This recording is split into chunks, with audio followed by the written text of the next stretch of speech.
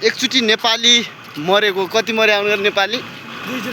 दुईजना नेपाली मरेको ठाउँ पनि यही यो सिधा यो पारी डाँडो देखिरहनु भएको छ पारी है।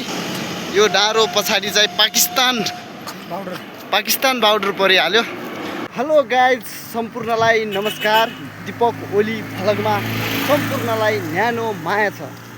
तर म यति बेला नेपालमा छैन र यो तपाईले ब्याकग्राउन्ड देखिरहनु भएको होला, यो कुनै नेपालमा पर्ने ठाउँ पनि होइन र म यो ठाउँ इन्डियाको एकदमै पनि फेमस ठाउँ भन्छ है यसलाई, जम्मू कश्मीर भन्ने ठाउँमा छु। यहाँको सबैभन्दा मनपर्ने चिज भनेको यहाँको वातावरण र यहाँको एकदमै पनि सुरक्षा। नेपालको जस्तो छैन है यो ठाउँ। यहाँको सुरक्षा, आर्मीहरूको सुरक्षा भन्नुहुन्छ भने आर्मीहरू हिँडेको हिँडै हो। कुनै एक ठाउँमा पनि यहाँ जाम हुँदैन र यो ठाउँ भनेको घुम्नलाई पनि एकदमै राम्रो ठाउँ र यो ठाउँमा आउनलाई चाहिँ त्यत्तिकै चाहिँ आउन मिल्दैन।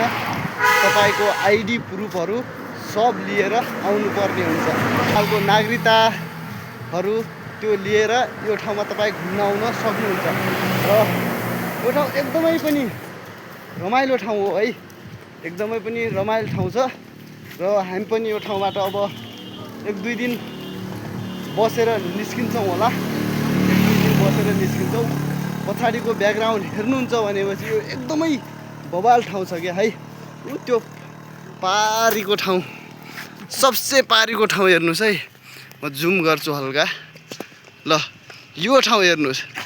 यो ठाउँ भनेको एकदमै बब्बाल ठाउँ हो र यहाँका स्कुल बसहरू हिँडिरहेका छन् यति बेला र यहाँ पनि गोरुहरू चराउने है, गोरु गाईहरू चराउने यो भइरहेको छ यतातिर पनि र यो ठाउँमा यस्तो र एकचोटि नेपाली मरेको, कति मरे आउनु नेपाली? दुईजना नेपाली मरेको ठाउँ पनि यही यो सिधा यो पारी डाँडो देखिरहनु भएको छ पारी है। यो डाँडो पछाडि चाहिँ पाकिस्तान बार्डर परिहाल्यो। उता चाहिँ पाकिस्तान बार्डर पर्छ भनेपछि यो चाहिँ एकदमै पनि राम्रो ठाउँ चाहिँ राम्रो र इन्डियाको र पाकिस्तानको चाहिँ पुरै मिल्दैन। त्यही भएर इन्डिया र पाकिस्तानको एकचोटि लडाइँमा यहाँ पारी डाँडा है, पारी सबसे डाँडा पारीको डाँडो हो। यो डाँडो पल्लोपट्टि चाहिँ लडाइँ भएको थियो, एकदमै पनि खत्रै लडाइँ भएको थियो यो ठाउँमा चाहिँ, देख्न सक्नुहुन्छ। र गाइज एउटा कुरो, म पनि यो ठाउँमा आएको छु र यो ठाउँमा स्याउ पनि पाइदो रहेछ है। म तपाईँलाई स्याउ देखाउँछु म एकछिनमा है। तर बर खतरा ठाउँ के हेर्नु न, वाउ, स्वर्गै बिग्रिने ठाउँ। यहाँ तिना स्याउ, यहाँ स्याउ पनि देखाएको हुँदैनन् के, सायद खाइदिन्छन् होला नि कोहीले। तर यहाँ तिना देखिन्थ्यो कि यो जुम गरेपछि। ल देख्नु, अलिअलि देखियो है, धेरै देखिएको छैन।